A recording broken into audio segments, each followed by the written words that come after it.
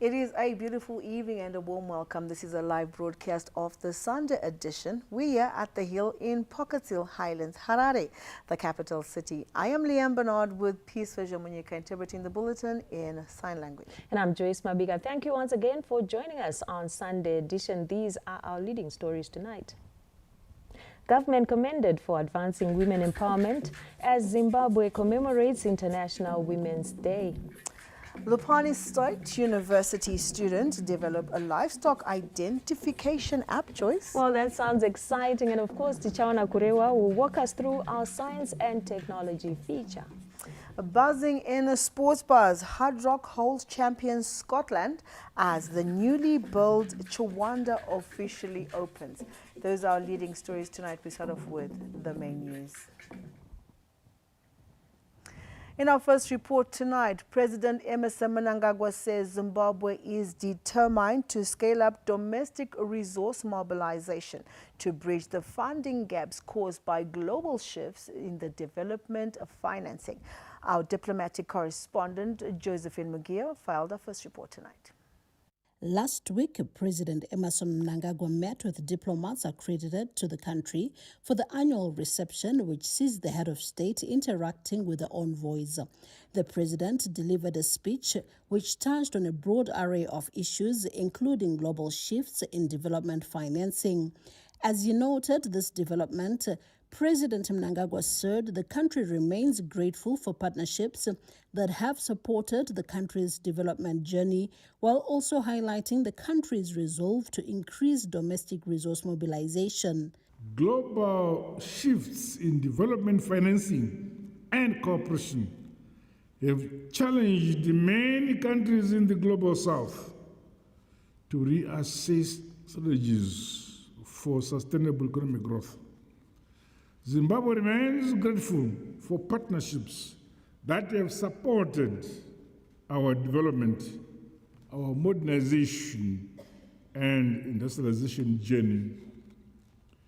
We are determined to scale up domestic resource mobilization to bridge the funding gap as well as to venture into new innovative models that recognize our unique circumstances as a country. Lasting investments and collaboration to sectors such as agriculture, infrastructure development, green energy, health, and the environment are most welcome. President Mnangagwa said cooperation must be underpinned by respect. My administration will continue to play its part to consolidate the gains we have realized together and establish new cooperation frameworks. These must be based on respect, the principle of sovereign equality of states, and non-interference in our internal affairs. The head of state went on to reiterate that the country's philosophy, Zimbabwe is a friend to all and an enemy to none, reflects a readiness to work with all member states in the Committee of Nations. My administration recognizes that credibility and predictability are essential ingredients for restoring investor confidence and unlocking new lines of financing. In this spirit, my government's ongoing engagement with international financial institutions under the area's clearance and the debt resolution process is progressing well. We are taking concrete steps towards fulfilling our financial obligations. Similarly, the stabilization of our economy and its integration into the global financial and trade system are continuing. We welcome your support in these endeavors. President Mnangagwa also used the platform to call for people-to-people relations and cultural exchanges, which is said should not be neglected. Josephine Mugio, ZBC News, Harare. Vice President Keno retired Dr. Kembo Mohadi has reiterated Zimbabwe's commitment to sprucing up liberation heritage sites situated in various countries as part of honoring its heroes. The Vice President was in Luangwa District, Zambia, for the Kavalamanja commemorations held in remembrance of the gallant fighters from Zambia and Zimbabwe who were killed during the March 1978 attacks. Vice President Colonel retired Dr. Kembo Mohadi this Saturday joined Zambia in Luanga for the Kavalamanja and Kakaro attack commemorations. Upon arrival at the Kavalamanja Berkeley site, Vice President Colonel retired Dr. Kembo Mohadi, who was accompanied by the Zambian Defense Minister Honorable Ambrose Lufuma, Zimbabwe's ambassador to Zambia Charity Charamba, and the senior government officials toured some parts of the heritage site. Vice President Mohadi also laid wreaths on the Kavalamanja cenotaph before addressing the gathering. These sacrifices laid the foundation for the peace and progress we enjoy today. We are indebted to their sacrifices. Surely we will forever be indebted to the Republic of Zambia for such great courage, love, and brotherhood in the face of adversity. He highlighted the Second Republic's commitment to keeping the Kavalamanja memories alive.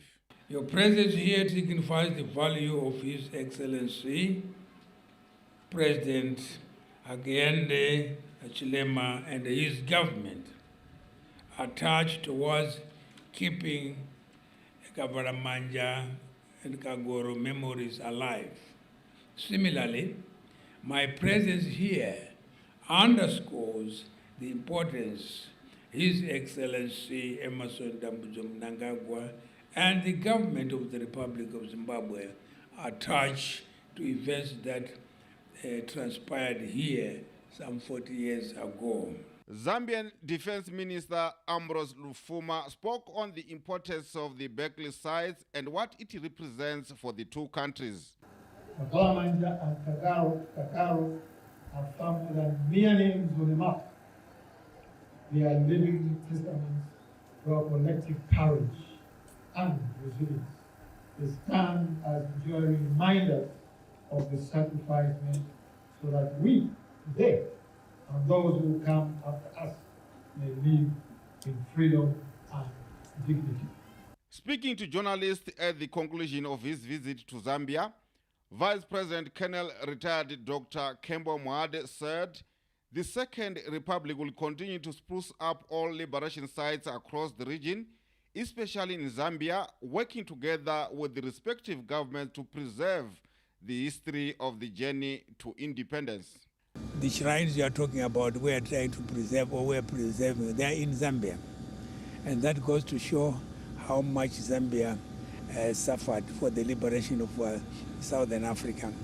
Because it is not only Zimbabwe. All the liberation movements here were here. I think it's 6 of them, if I'm not wrong, they were all here. So they suffered quite a lot. Young as their independence was, but they said, no, we can't be independent before the region is independent. So we lost quite a lot of people here.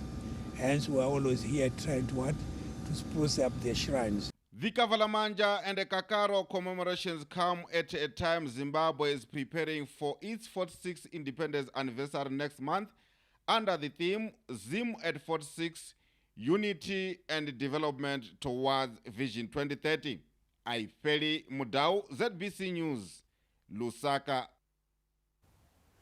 And now back home, institutional investors are stepping into Zimbabwe's energy sector, providing a long-term financing for renewable energy and infrastructure projects as government's policy reforms continue to attract capital financing. Financial institutions and energy stakeholders that attended the second edition of the SADC Sustainable Energy Week held in the city of Victoria Falls have noted that improved regulatory frameworks and government support mechanisms creating a conducive environment for private capital to flow into long-term power projects. Old Mutual Zimbabwe Group Chief Executive Officer Mr. Samuel Matsekete says government interventions to stabilize tariffs and improve access to foreign currency for investors have strengthened confidence in renewable energy projects. There has been significant development in terms of policies that are designed to support private investment into renewable energy.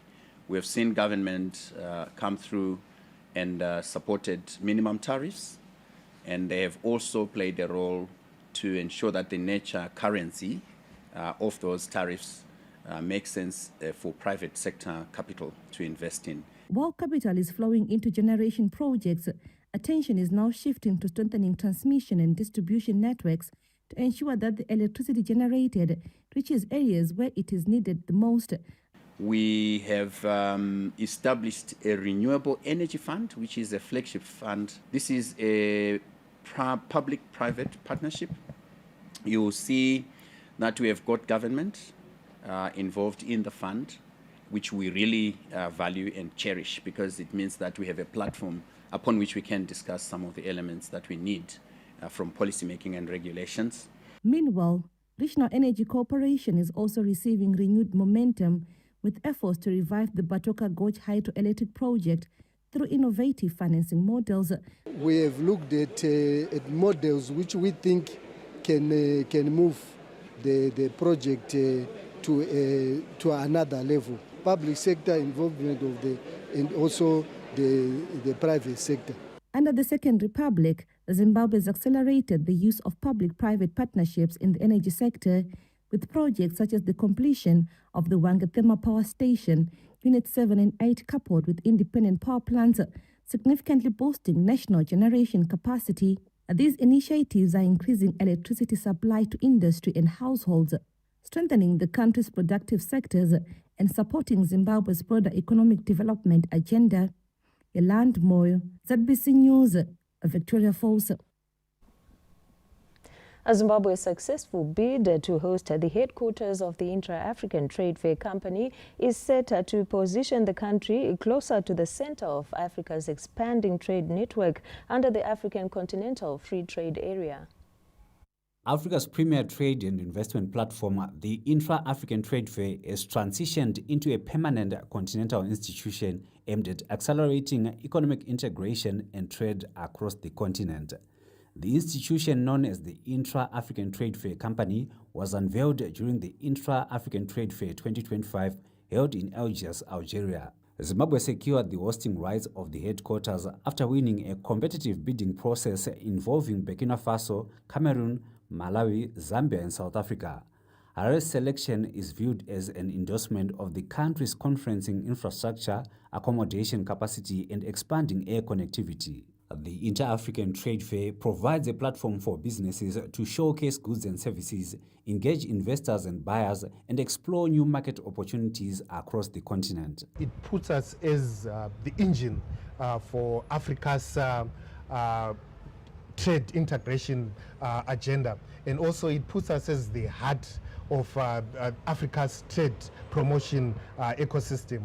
You'll find that when it comes to Intra-Africa Trade Fair Company, the key thing is that it allows African manufacturers and service companies to engage with potential buyers. The initiative is designed to unlock opportunities within the African Continental Free Trade Area, a market of more than 1.4 billion people with a combined GDP exceeding 3.5 trillion United States dollars. Recent editions of the trade fair have attracted more than 112,000 visitors from 132 countries and over 2,000 exhibitors, making it one of Africa's largest trade and investment gatherings. Hosting the headquarters will enable Zimbabwe to regularly stage trade exhibitions, conferences and business engagements involving stakeholders from across Africa. This is expected to boost investment inflows, strengthen business tourism, and create greater opportunities for Zimbabwean companies, particularly small and medium enterprises, to access regional and continental markets. Wellington Makonese, ZBC News, Harare. The First Lady of the Republic of Zimbabwe and the patron of Angel of Hope Foundation, Her Excellency Dr. Auxilia Mnangagwa, joins the rest of the world in commemorating International Women's Day under the campaign theme #GiveToGain. In her message, Dr. Mnangagwa said the theme #GiveToGain calls upon everyone to recognize that acts of selflessness, compassion and service have the power to transform lives, strengthen communities and uplift our nation. She added it reminds everyone that investment in time, knowledge and resources in supporting others creates opportunities not only for those helped but also for the sustainable development and shared prosperity of Zimbabwe. The First Lady also said, "Giving is a pathway to gaining dignity, unity and hope for all," adding that the Angel of Hope Foundation remains guided by these values as it supports the most vulnerable, particularly women and girls in Zimbabwe, through access to healthcare, education and economic empowerment initiatives. Mother of Zimbabwe also said, "Meaningful transformation begins with small acts. Each gesture of giving strengthens families, communities, and the nation as a whole." In her special message, the Mother of the Nation also urged every woman and girl to shine through skills, kindness, and insight. For in sharing, we discover dignity, togetherness, and hope. Meanwhile, Zimbabwe this Sunday joins the rest of the world in marking International Women's Day, observed annually on the 8th of March, celebrating women's achievements and advocating for gender equality. In a statement to mark the day, ZANU-PF Secretary for Women Affairs and President of the Senate, Honorable Mabel Chinomona, applauded government under the leadership of President Emmerson Mnangagwa for advancing gender equality and women's empowerment. She commended the government for implementing initiatives that promote women's empowerment and gender equality. Comrade Chinomona also called for collective responsibility in dismantling barriers to equality and expanding economic opportunities for women and girls. Government continues to implement initiatives aimed at tackling challenges such as gender-based violence, child marriages, drug and substance abuse, which continue to hinder women's empowerment and economic emancipation. Several events were held across Zimbabwe last week as the country spotlights women's empowerment initiatives and gender equality to mark International Women's Day.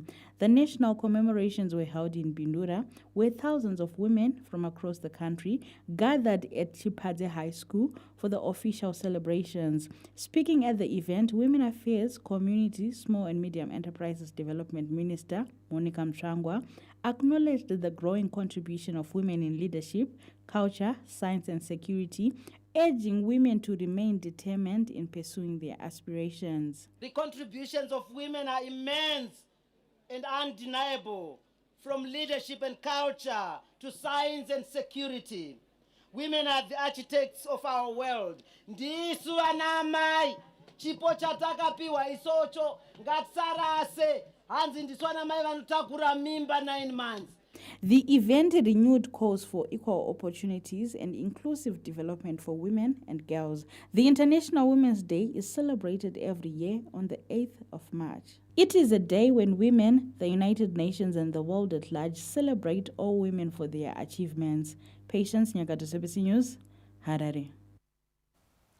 Government is fast-tracking the processing of title deeds for more than 1,000 sugarcane farmers in the Low Veld to boost the sugarcane productivity.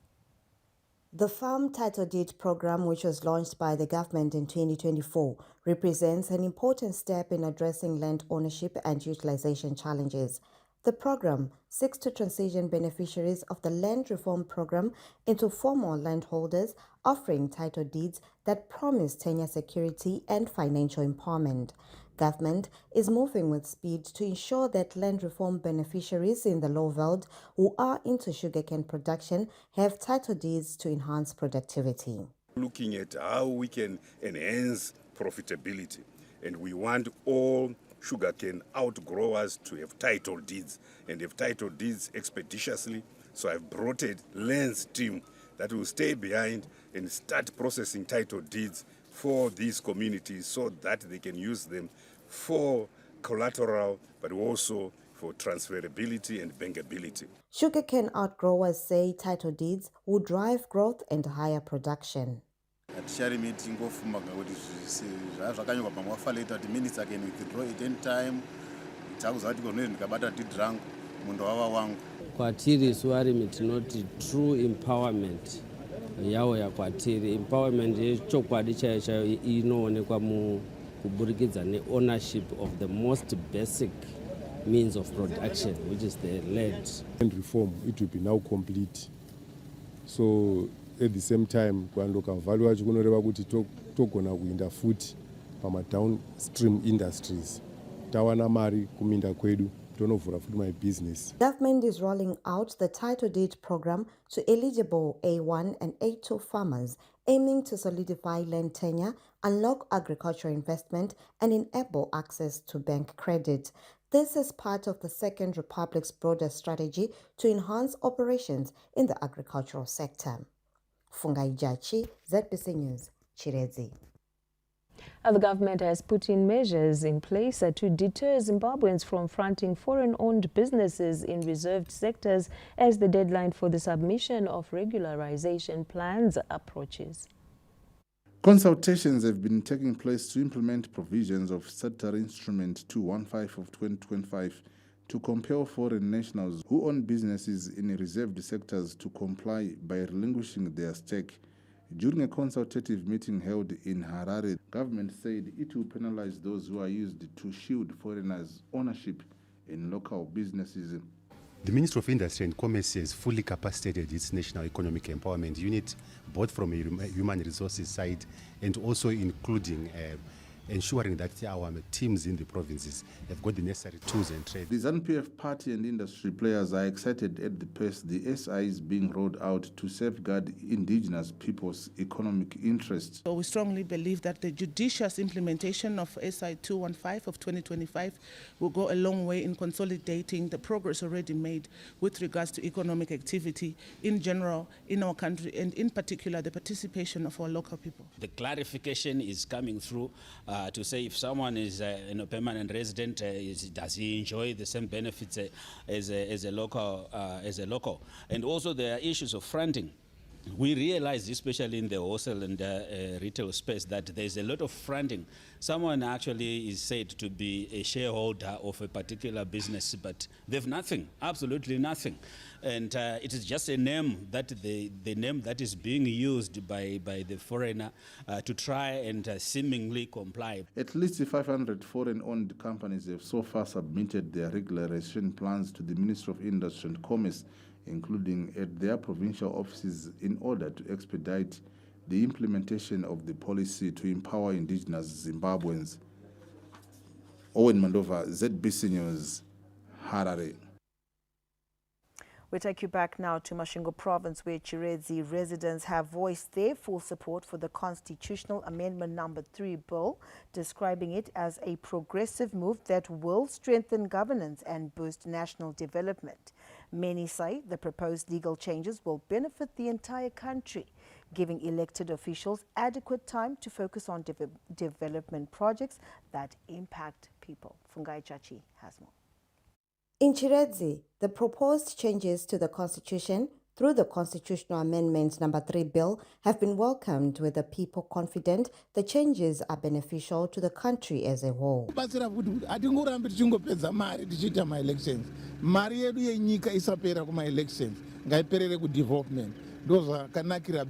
Constitution Amendment Bill Number 3 yisasekele ngopfu hina kwa mayouth hikuva ina leswi cincaka ke rihanyo la hina hi cukane na lembe ra 2030. Amendment Bill Number 3 yakatinakira isu seve chidiki kuti tichandowaramba tichindova nema-developments akawanda nezvatiri kundoona zvatiri kuitwa nemutungamiri wenyika pari zvino. Munhu akapinda muoffice ngawane ample time to sort out things, to realign things. Tonaso time yanga yakapwa president wedu yanga iri shoma. So 7 years, I think, is just could be enough time. The proposed amendments include the extension of presidential terms to 7 years, boosts for Senate seats to 90, adding 10 appointed by the president, and adopt a new parliamentary method of electing the president. The bill will go through various processes, which include public hearings, debates in the National Assembly and Senate before it can be enacted into law. Cabinet approved the Constitutional Amendment No. 3 bill early last month before it was subsequently gazetted by government. The bill seeks to enhance political stability and policy continuity to allow development programs to be implemented to completion.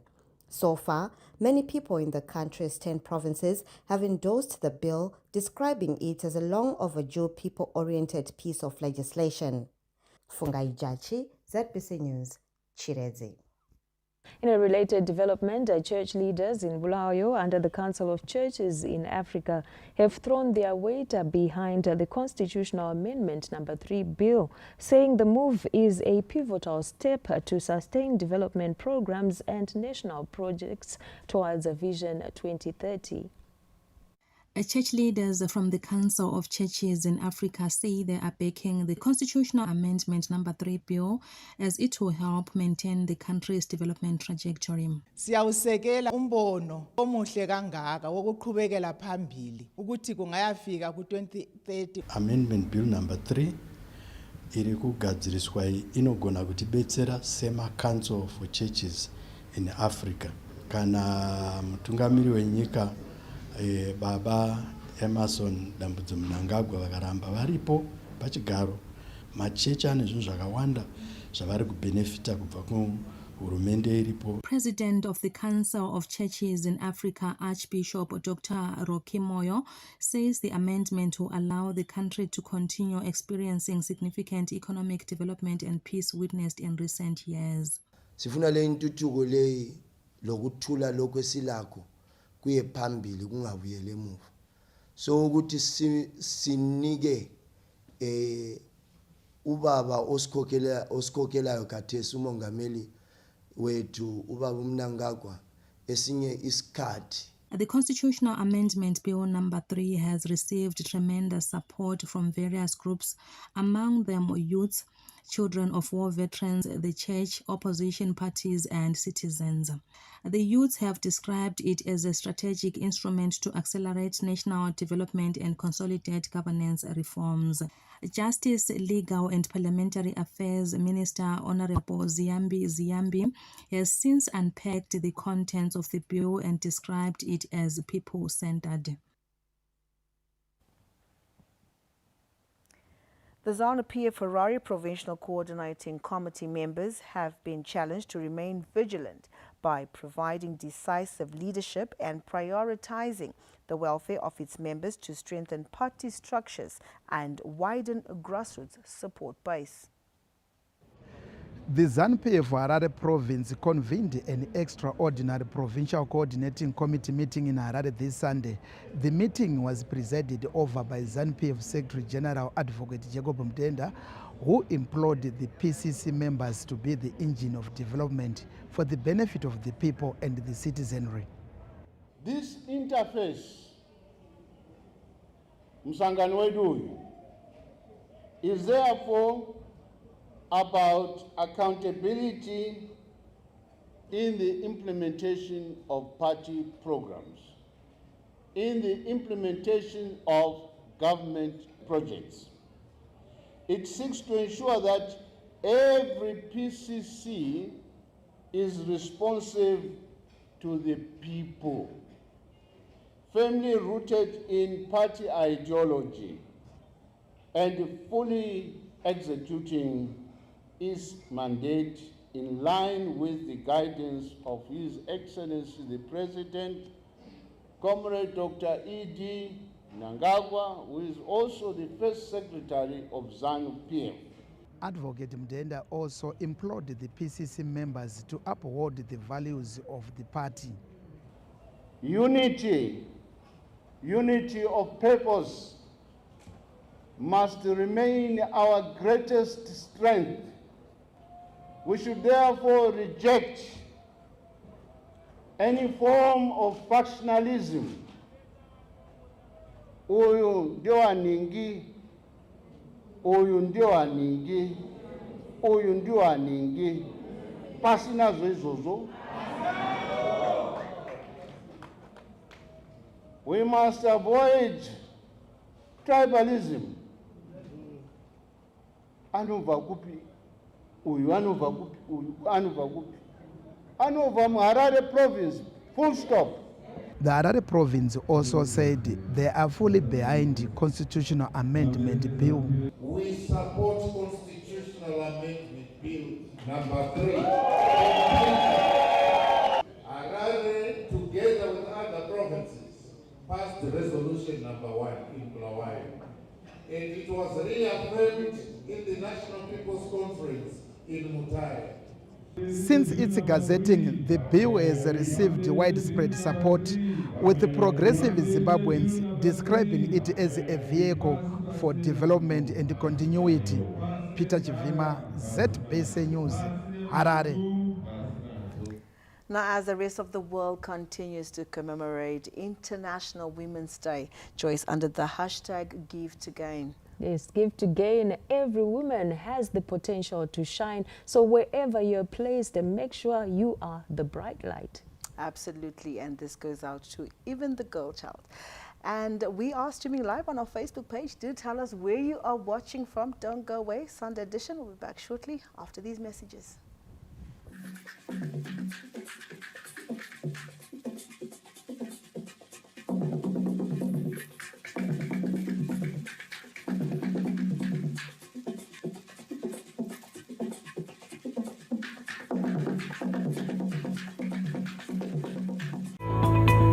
Invitation of public comments on the Constitution of Zimbabwe Amendment Number 3 Bill, HB1 of 2026. Section 328, Paragraph 4 of the Constitution of Zimbabwe provides that immediately after the Speaker has given notice of a constitutional bill in terms of subsection 3, Parliament must invite members of the public to express their views on the proposed bill in public meetings and through written submissions, and must convene meetings and provide facilities to enable the public to do so. In compliance with this peremptory constitutional provision, and as part of public consultations meant to enhance participatory democracy, Parliament of Zimbabwe is inviting comments on the Constitution of Zimbabwe Number 3 Bill, HB1 of 2026, for consideration by the relevant committees. Comments must be submitted to the following email address: bills@pauzim.gov.zw or physically at Parliament Building, Mount Hamden, Harare.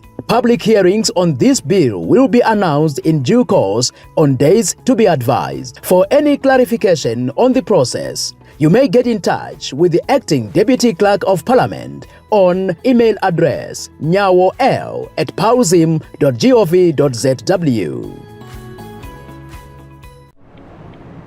Every day, Africa's financial institutions protect something priceless: trust. Trust to move money safely, keep economies running, and support customers whenever they need it. But the landscape is shifting.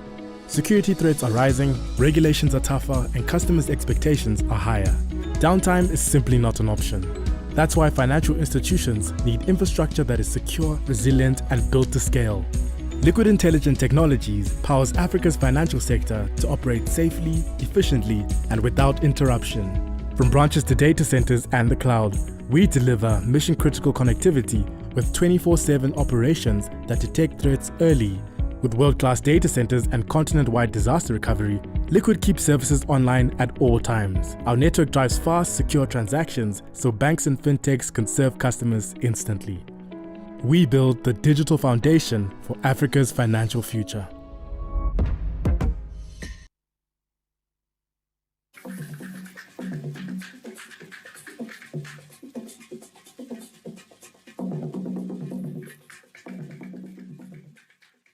Thank you for staying with us. You're still watching Sunday Edition.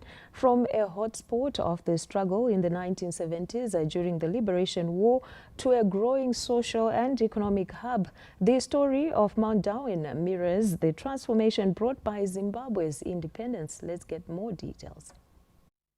Mount Darwin district was one of the hotspots of the liberation struggle, and residents are taking time to reflect on the gains brought about by the country's independence as 18 April fast approaches.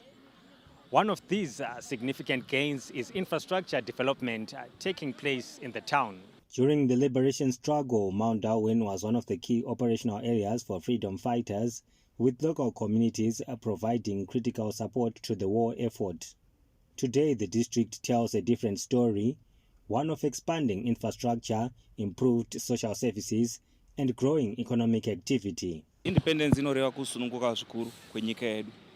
Tinofara chaizvo sekuti nyika ino yakasununguka.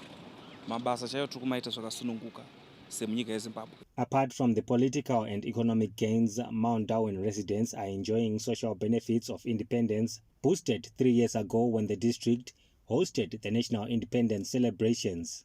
Tinoda kutenda mutungamiri wenyika vakaona zvakanaka kuti independence yedu ngaiitwe devolved kuma province. Chinova chinhu chinofadza nokuti ma province anosiwa aine chekubata muno matiri nekwatakaitira independence. Zvinoreva kuti takasirwa pfuma yaticharamba tichitarira kunyangwe neupenyu huri kumberi. Ndinonzwa kufara nekusunungurwa kwatakaitwa kuti tiwane kuzvitonga kuzere. Pamaprograms ari kuitwa na His Excellency Comrade Emerson Dambudzo Mnangagwa tiri kubenefita zvakanyanya. Like here in Mount Darwin takasara nestadium yedu inonzi Mupfure Stadium ine zvese. Takasarazve netara yatakagadzirirwa inobva kuma robots epa-cabs kusvika kuMount Darwin Secondary School. As the nation counts down to April 18, Mount Darwin residents say the progress achieved in their district reflects the broader national journey from a liberation struggle to a path of development and empowerment. From the activities going on behind me, it is evident that the country's 46th independence is not only a victory on the political front, but a celebration of social and economic successes. Tapiwa Machemeze, ZBC News, Mount Darwin. The ZANU-PF-led government's drive continues to empower communities and promote self-reliance continues to gain momentum as villagers in Gutu East constituency benefit from skills training and agricultural support programs aimed at improving livelihoods and boosting the rural infrastructure. For villagers in Gutu East, a new chapter has begun following the launch of various development initiatives that are set to equip village communities with practical vocational skills and opportunities in agriculture. The launch of Gutu East Development and Empowerment Program at Basera Business Center will see communities receiving training in various courses through a partnership with Tonganyika Trust.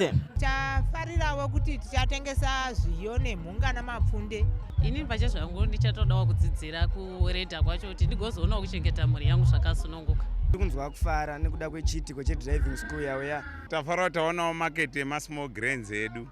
Local tertiary institutions have partnered the community in rolling out the initiatives by providing technical expertise and training support. The understanding that we have as a university is that we want farmers to produce products that are value added, that are capable of fetching greater prices and create a surplus. We are trying to promote the production, processing and consumption of our own traditional grains. The launch of the program was officiated by the Minister of State for National Security, Honorable Love Mo Matuke, who underscored the importance of empowering communities with skills and productive projects. Zvese zvourongwa hwegovernment kunoita kuti ufumi huinde kuvanhu kumusha. Maprojects ese ari kuitwa napresident okudrilla maboreholes, maprojects ekuimprova mombe dzedu ndo zvinoita kuti vanhu vashuvire kuti toda kuti president varambe varipo vachititungamirira. Munoona urongwa hwese hwauya uhu hwakanyanya kunangana nesu vana mai. Zvangosara kwatiri isu sana mai kuti totora mukana here kana kuti toita nungo tiri kudzimba. The initiatives were organized by Gutu East legislator Honorable Zvareva Shema Swingise, who says the programs are meant to ensure that communities participate in economic development initiatives. Iko zvino talauncha asi takuita plan of action yokuchienda paward yoga titanga necapacity building tapedza to empower vanhu. Government continues to promote community development initiatives as part of broader efforts to attain Vision 2030, which seeks to transform Zimbabwe into an upper middle income economy by 2030 through inclusive development. Ms. Martina, ZBC News, Gutu. A government's drive to improve access to healthcare services is recording significant progress, with the Nyagande and Chiwore communities in Uzumba constituency among the latest beneficiaries. The Second Republic is walking the talk on its promises to promote access to healthcare services, with Nyagande and Chiwore villages in Uzumba constituents benefiting from the government's inclusive development policy. Pakutanga kuti tibereke vana taenda kwana chikuwa uko pamwombenda kumaramba tifamba netsoka zvino patakatanga kunzwa kuti paakuitwa kiriniki panapa takafara. Kwataiberekera vana vedu tichienda kuskero tichienda kunorapwa taienda kurefu. Kunoku kune nyoka muri kungona kuti inzvimbo ine masango akadai so vanhu vaiti kana even munhu akarumwa nenyoka chaiko kuti akwanise kubatsirwa zvaitora nguva yakareba. Nyagande Clinic is among a number of health facilities set to be officially opened this year to improve access to healthcare services within the district. We've managed to see about 1,600 patients as outpatients at our OPD at our new clinic. Tanga tichifamba 7 kilometers kuenda nemaripoti edu kuachikuwa clinic 7 kuenda 7 kudzoka zvino taifamba 14 kilometers. Saka iko zvinotarerukirwa. Government is determined to continue investing in the country's health sector to improve the health delivery system. Muno muZumba Maramba Pfungwe tiri kufanira kunge tane zvipatara 40 pari zvino zvanga zviripo 21 chete, asi zvatauya pano paNyagande tazarura chipatara chechi22 takanangana nemuono wekuti patinosvika pagore ra2030 zvinenge zvakwana zvipatara 40. As the country implements the devolution program, construction of health and education facilities remain a priority under the National Development Strategy 2 (NDS2), which is the country's roadmap towards the attainment of an upper middle income society by 2030. Kenya's Chivuje, ZBC News, Uzumba Maramba Pfungwe. The government has boosted service delivery in Gokwe by commissioning utility vehicles and motorbikes in Gokwe town as well as the rural district councils, while traditional leaders were handed cell phones to enhance communication with government structures. Our bureau chief, Tafara Chikumira, was in Gokwe and filed the following report. The commissioning of the vehicles and motorcycles is part of the broader plans by the Second Republic in ensuring that local authorities adhere to service delivery and no compromise concept. Councillors say the utility vehicles will contribute to improved service delivery.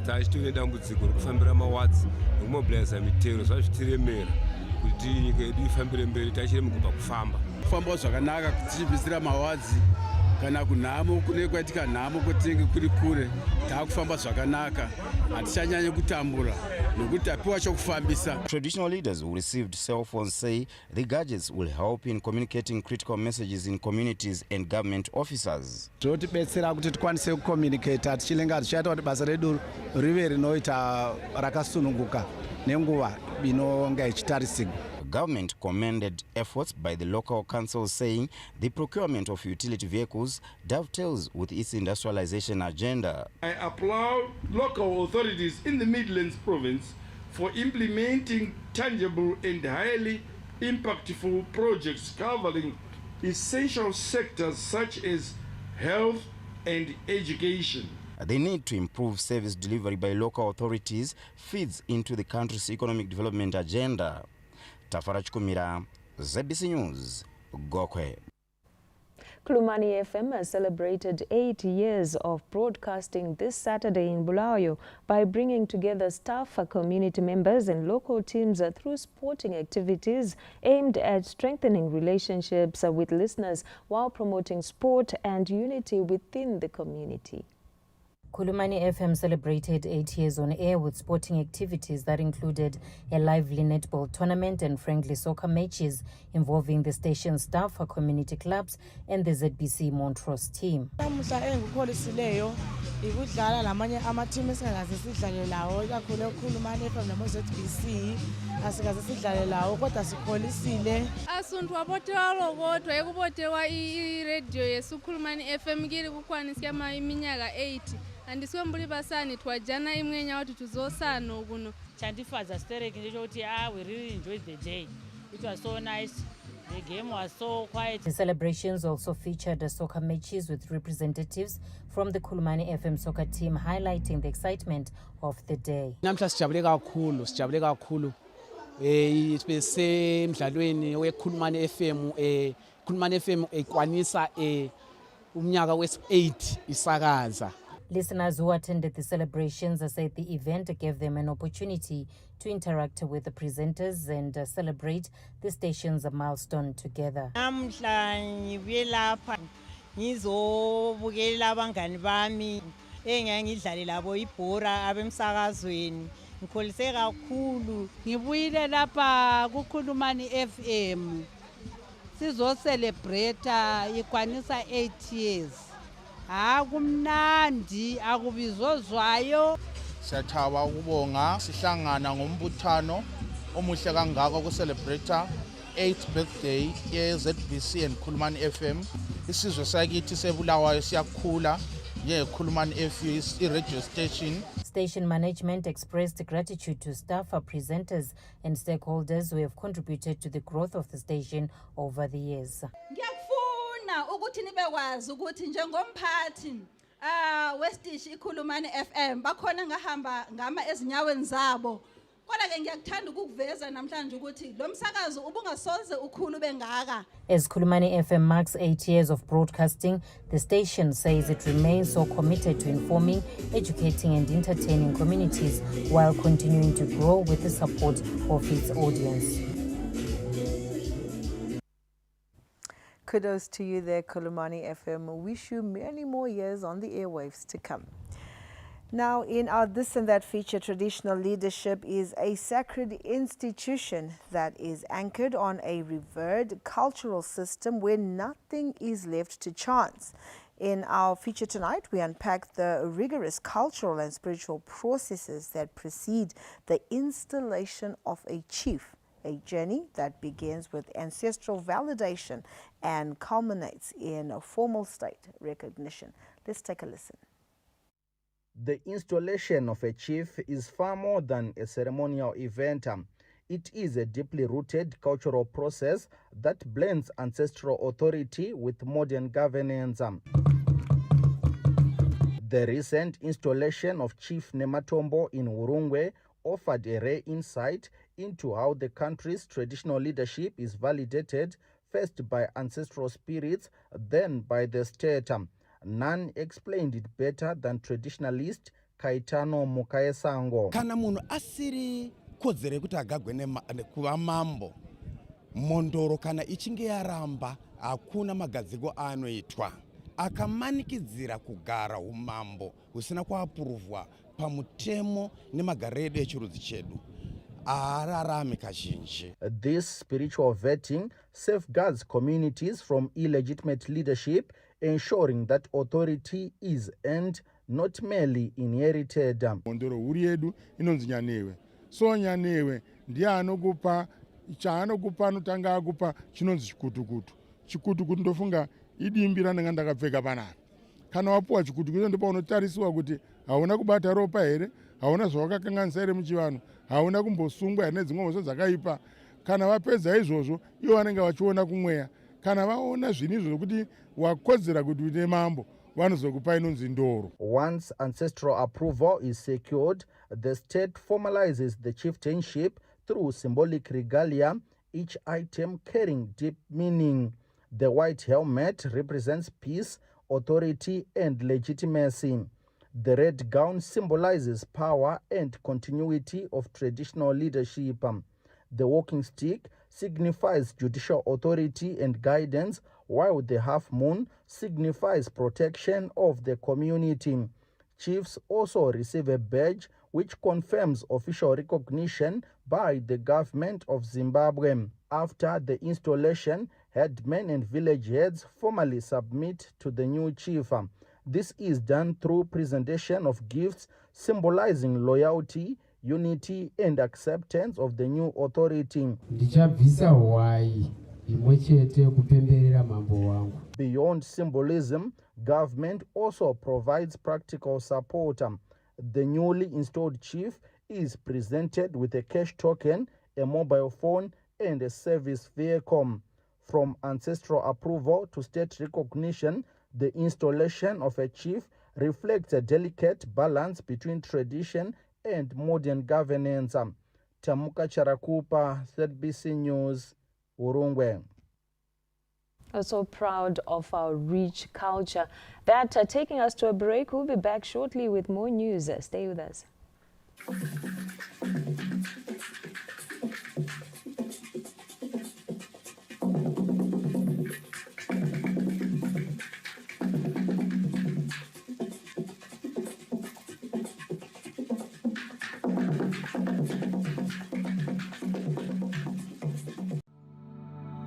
Applications are invited for an apprenticeship training program with the Zimbabwe Broadcasting Corporation at Montrose Studios, Bulawayo. The training program will be in the Engineering Broadcasting Technology Department, commencing April 2026. The applicable trade is in radio communication systems as technicians. Ideal candidates should satisfy the following minimum requirements and submit: a minimum of 5 O-level subjects including mathematics, English language and science with grades B or better. Preference will be given to applicants with higher educational qualifications. At least 2 A-level passes will be an added advantage. Clearance letter from the Apprenticeship and Skilled Manpower Board. Certified copies of national ID, birth certificate and educational certificates. Be aged between 16 and 23 years by the 31st of March 2026. Closing date is the 12th of March 2026. Applications and CVs together with certified copies of the above requirements must be submitted onto our ZBC job application portal, or alternatively submit applications to students at zbc.co.zw or physical applications at any of our TV and radio studios.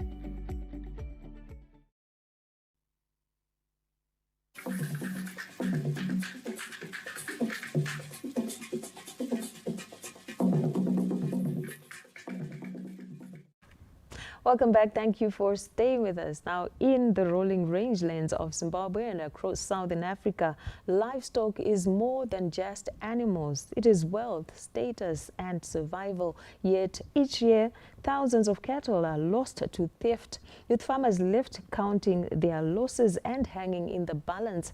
But now, hope is on the horizon, as reported by Tichaona Kurewa in our Science and Technology feature tonight.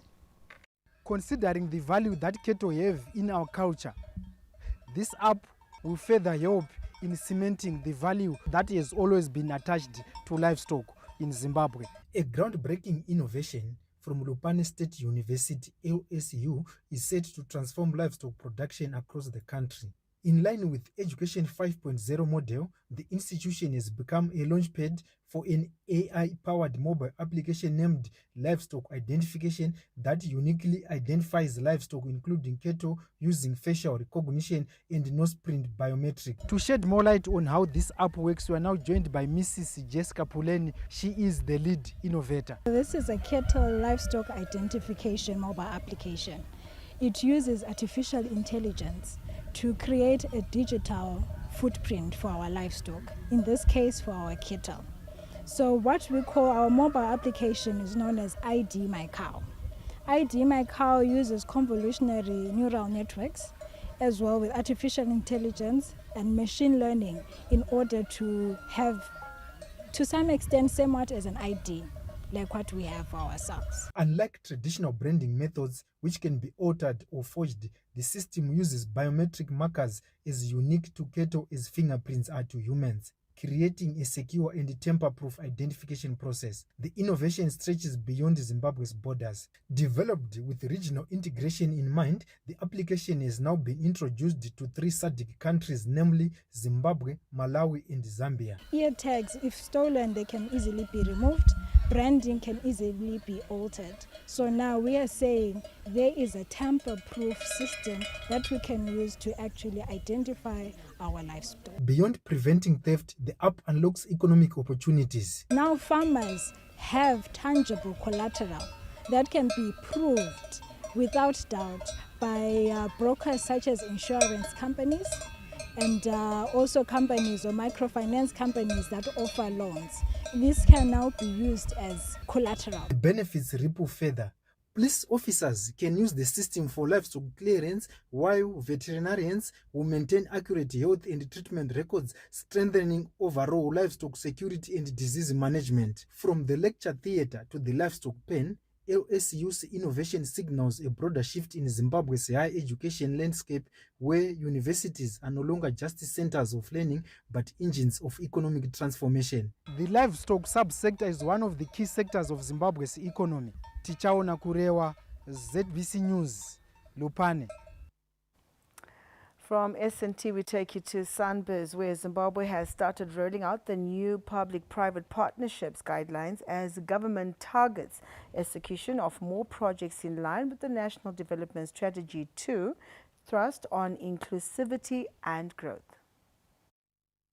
Government projects require huge capital to the extent that the government has seen it necessary to come up with new guidelines aimed at ensuring that the private sector enjoy a fair share in terms of joint venture projects, mainly in the infrastructure value chains. Those models are very effective and efficient, and they will ensure that the Zimbabwe by 2030 to achieve its goal of being a smart city economy, because it will motivate investors. This is an incentive for investors to come and invest in our beloved country. And those 70-30% sharing structures in the PPP, they are very effective, and they are the ones which are mostly liked by the investors. Treasury is therefore confident that by ensuring that the private sector gets 70% of a shareholding, with the government retaining 30% in a public infrastructure projects, the move will ensure that Zimbabwe realizes its potential in terms of developing several public sector projects across the country. The 30% shareholding level meets the threshold of what we call a significant and a material minority shareholder. A significant and material minority shareholder is one who holds at least 26% in a company. So 30% meets that criterion, that threshold. And also we know that with a 30% shareholding, chances are that at least 30% of the board will be staffed by nominees of the entity that government is nominated to spearhead the project on behalf of government.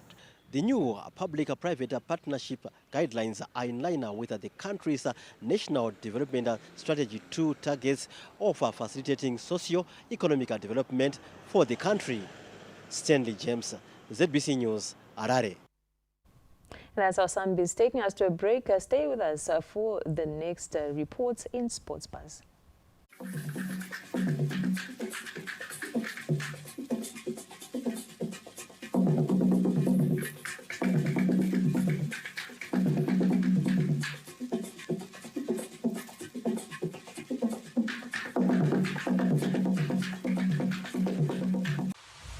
Some things don't arrive. They've always been. Not for a day, for all of time. Until quietly something shifts. Moving from someday to now. Women are not honored in time. They are woven through it, shaping every story, every voice, every breath. We are because she is, and because tomorrow they will be.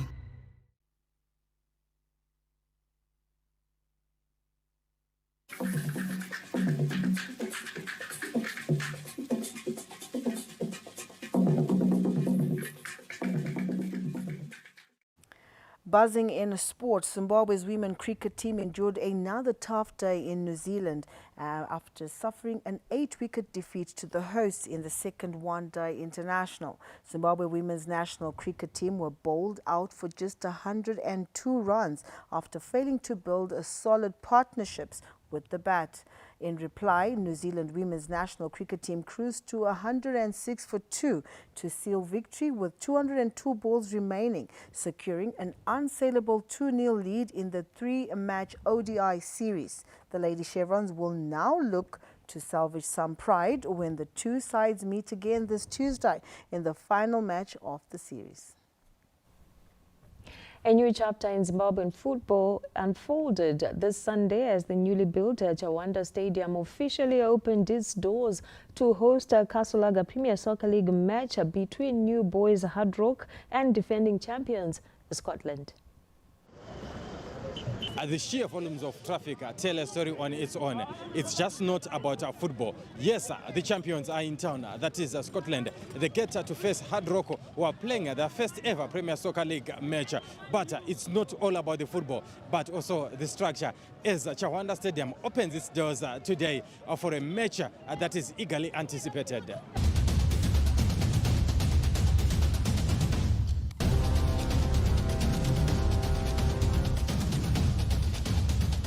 So it finally happened. The Chawanda Stadium officially opened its doors this Sunday as they hosted the champions, that is Scotland. And what a match it was. It ended a new all with both teams trading blows. But the bigger attention was on the stadium as the fans in Kwekwe just enjoyed the Immaculate Stadium in addition to what the country has been having at this time. We just want to thank Mr. Chawanda. He's the man among the men.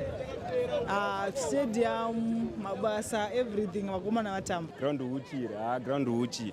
That's a nice stadium. Nice stadium. Zimbabwe, yes, stadium, baba. Yeah, we are proud and we are happy to host the Scotland FC. In an earlier match played at a muddy Ascot Stadium, Dynamos managed to beat until 1-2-1 in a very exciting encounter that was disturbed by the murky pitch.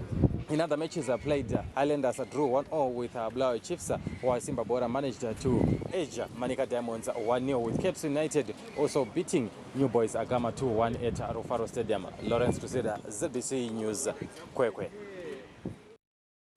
Still in the Midlands Province, Central Region returnees Kwekwe United have set the tone for their pursuit of a PSL return following the acquisition of the team by a business mogul and politician Honourable Scott Sakupwanya through his brand Better Brands ahead of the 2026 season that kicks off later this month. Having had a dull season in their maiden PSL campaign last year, the Kwekwe-based club seems to have gone back to the drawing board after striking gold in a bid to make a quick return to the top flight league. The club, which unveiled its new kit for the season and the team sponsorship deal this Saturday evening, has set a pace that can make some clubs in top flight football league grin with envy. The sponsorship deal offers a life-changing experience for players as it prepares them for life after retirement. Under the new partnership, Kwekwe United is introducing a groundbreaking player financial legacy program, a comprehensive wealth management and life after football strategy that will become a model for clubs across Zimbabwe and beyond. The club's leadership say they are ready to give their best following the new deal. It's the beginning of a new chapter. As we wear this jersey, remember that you carry with you hopes of good football community. May it inspire determination, discipline, and excellence on and off the field. The government also reaffirmed its support towards the development of sport in the country. Kwekwe United Football Club sponsorship resonates with the unveiling of the 5-year US $25 million ZIFA Munumtapa Challenge Cup for senior men and women's football, junior development structures, 5-a-side version of soccer as well as the beach soccer recently launched by the President of the Republic of Zimbabwe. Comrade Emerson Dambudzo Mnangagwa. The unveiling ceremony also saw the signed jersey forking in 22,100 United States dollars during an auction system. Tafara Chikumira, ZBC News, Kwekwe. And that story from Tafara concluding our sports buzz and taking us to our showbiz. Zimbabwe's entertainment scene is becoming a platform for advancing the creative economy, with artists using their craft to showcase innovation and cultural exchange.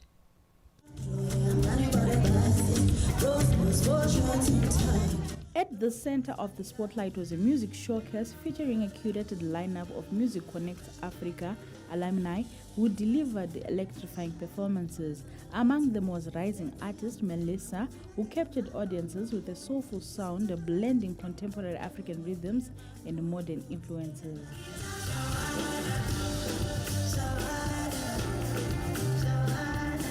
Dynamic performer Banshee brought high energy to the stage, thrilling the crowd with a bold fusion of alternative and Afro-inspired sounds.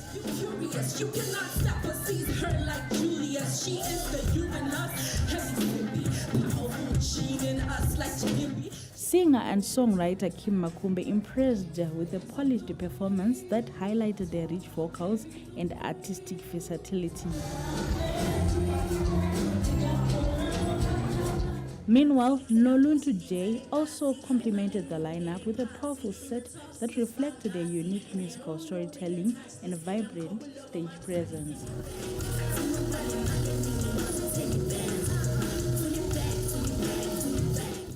The celebrations of creativity did not begin with music alone. Earlier, the Creative DNA Showcase transformed the runway into a platform for emerging designers, presenting a curated fashion experience that went beyond a traditional fashion show. The showcase unfolded in 3 distinct segments, highlighting the growth, technical evolution, and narrative depth of the Creative DNA Seed awardees, including a collective of designers from Rwanda.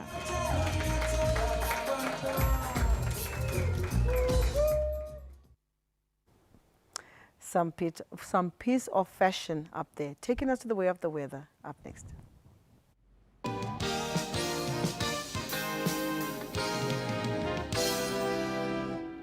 Pleasant evening, welcome to the weather report and focus. Yesterday we had widespread thunderstorms across much parts of the country. At 5 millimeters in Macheke, Agrites, Belvedere recorded 70 millimeters, followed by 66 in Chiwi, last but not least as 57 millimeters in Dombosha. This was a result of a cool, moist air from the south coupled with cloud bands that came in from the west. Now today we had cloudy and warm conditions prevailing over the northern half of the country with scattered thunderstorms, while to the south I experienced more of rain and drizzle due to the cooling winds from the southeast coast of South Africa. Now expecting these cloud conditions for Monday and Tuesday. Rain and drizzle expected over the southern half of the country, while to the north we're expecting more of scattered thunderstorms in places. Localized heavy pours are still expected in some of the areas tonight. Cool conditions to prevail over the northern half of the country due to the windy and cool conditions prevailing with chances of rain and drizzle in places, while to the northern half we're expecting some showers in places. Tomorrow, generally warm over the northern half of the country, while windy and cool over the southern region with chances of rain and drizzle in places. Blawayo cool at first, becoming warm as the day progresses. Chances of isolated showers are expected as well. Same applies for Matopos. Cloud conditions, windy in places. Gwanda, windy through Wednesday. Cool at first, becoming warm by the afternoon. Gweru, the Midlands, isolated showers are expected with cool morning conditions and warm afternoons. Masvingo, rain is expected for Monday, lessening as we get into Tuesday onwards. Mutare, we're expecting cool morning conditions and warm afternoons with some windy conditions here and there. Nyanga, cool in the morning, becoming warm as the day progresses throughout the forecast period. Marondera, isolated showers cannot be ruled out, though cool at first, becoming warm as the day progresses. Harare, cloudy conditions with chances of scattered thunder showers in places. Kadoma, cloudy conditions, windy here and there with cool morning conditions and warm afternoons. Chinoy as well, rainfall activities expected for Monday and Tuesday. Victoria Falls, partly cloudy, becoming warm by the afternoon. Chances of isolated showers in places. Same applies for Lupani. Windy conditions here and there. Bindura, partly cloudy, becoming cloudy as the day progresses. Chances of isolated showers in places. Same applies for Kariba. That's all weather news today. Good evening, Zimbabwe.